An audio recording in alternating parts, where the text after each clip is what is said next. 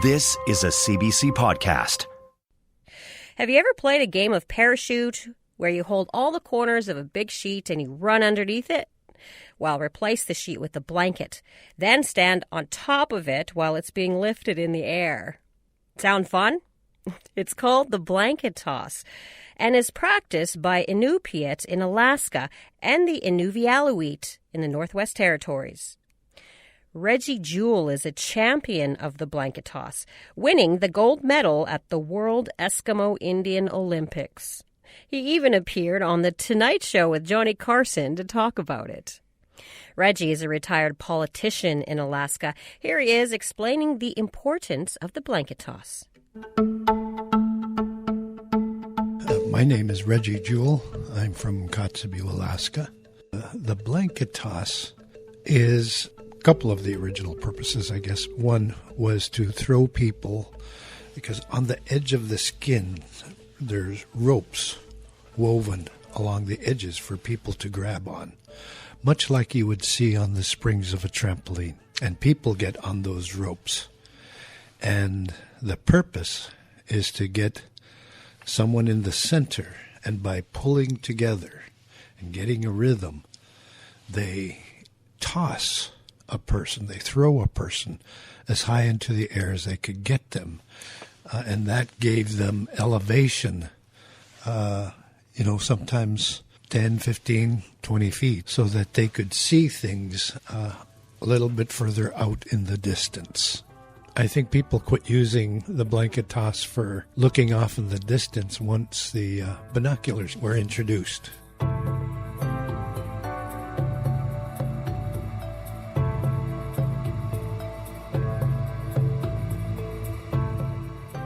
The blanket toss was, Nulikatuk we call it, was part of the celebration of a successful whale hunting season. This became part of the World Eskimo Indian Olympics and became a competition, which it gets to be very exciting.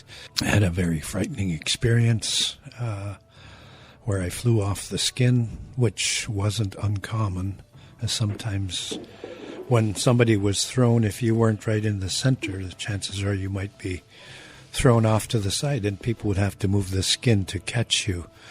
Well, sometimes the crowds get so packed around the skin you can't move, and that's what happened to me. I was fortunate. I was caught. I was very shook up.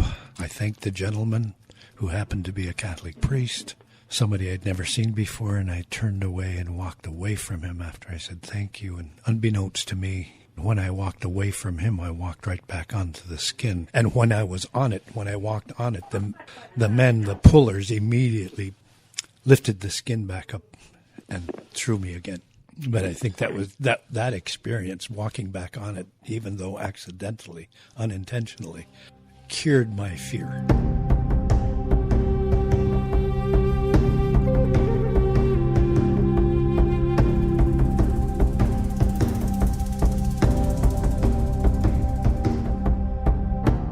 I just turned 67 just this last summer.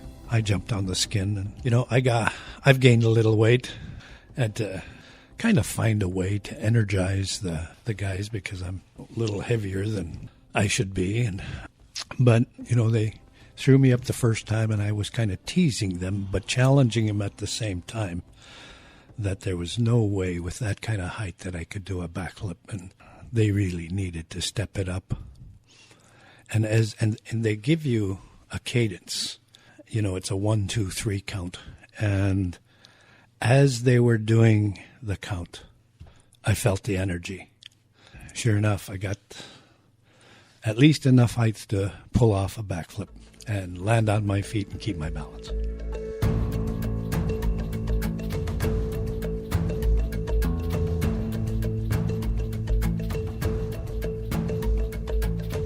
If you were to take quite literally the saying, it takes a community to raise a child, and apply it to the blanket toss, that's it.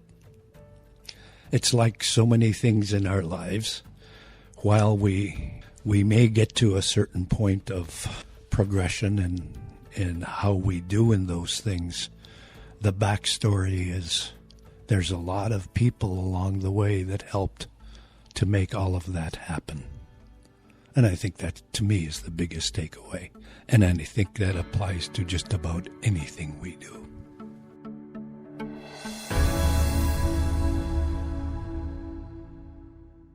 For more CBC podcasts, go to cbc.ca/podcasts.